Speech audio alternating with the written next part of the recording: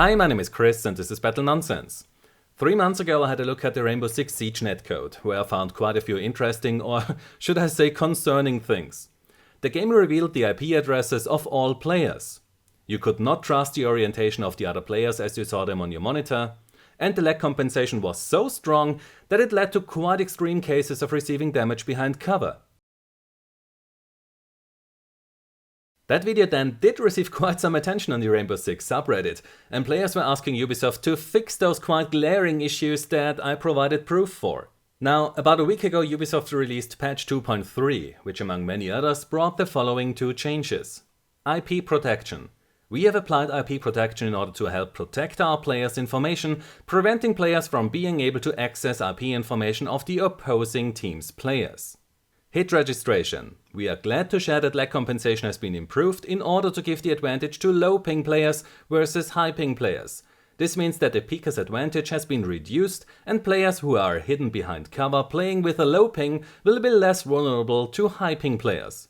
So I thought that it might be a good idea to revisit Rainbow Six Siege now after the patch 2.3 and check if it fixed any of the issues that I highlighted in my initial video. The first thing I tried to do is reproduce the issue with the wrong player orientation, where a player would look in a completely different direction than you saw his player model look into. So I've spent quite some time on this and I was unable to trigger this issue after the patch. This means that the issue has either been completely fixed or it's now very rare. So that's definitely a big improvement. Then I had a look at the IP addresses that the game reveals to the players. And just like the patch notes said, the IP addresses of the enemy team are no longer exposed. However, you still see the IP addresses of your team members, which is far from ideal. A player should never see the IP address of another player.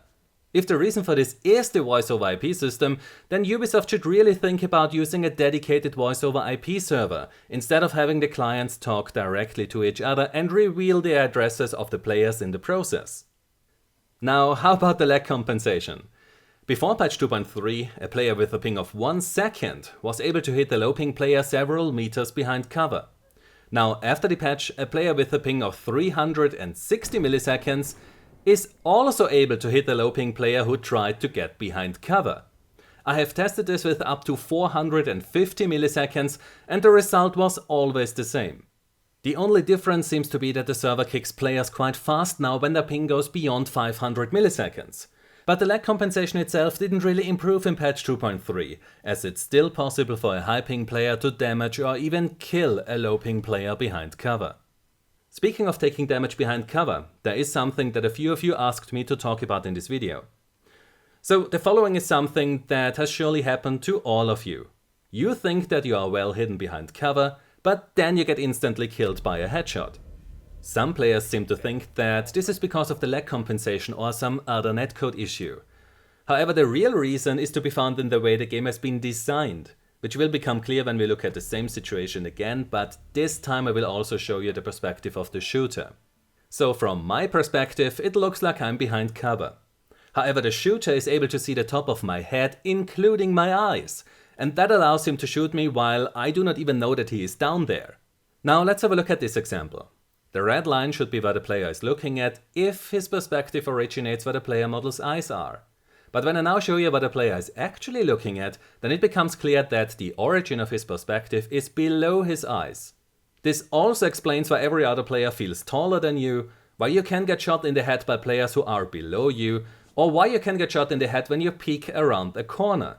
Your player model is taller than the first person perspective makes it appear to be. And that's why you always expose more of your head than you think. Where I should place the player's camera and where I should spawn the bullets from are some of the tricky design decisions that you have to make in a first-person shooter. You can have the camera at eye level, but then the head glitching becomes an issue. To avoid that, you can lower the camera like Ubisoft did, but that then has the downsides that I just showed you here. You can also have the camera at the eye level and spawn the bullets inside the barrel of the gun, which is the most realistic and natural solution that has none of the downsides that these other 2 approaches have. However, aiming becomes a bit of a problem then, because players are used to their projectile going directly where the crosshair is pointing at, and that's just not how guns work. When you have the camera at the eye level and spawn the projectile inside the barrel of your gun, then you have to consider the distance between the barrel and the center of your sight. which means that you have to deal with the zero distance of your gun. So which of these solutions is the right one really depends on the kind of game you want to make. So that's my update on the current state of the Rainbow Six Siege netcode after the patch 2.3. If you enjoy this sort of videos, then you can help me cover the costs by becoming one of my patrons over at patreon.com. The link is in the description. Also, if you enjoyed this video, then please give it a like, subscribe for more, and I hope to see you next time. Until then, have a nice day and take care. My name is Chris and this was Battle Nonsense.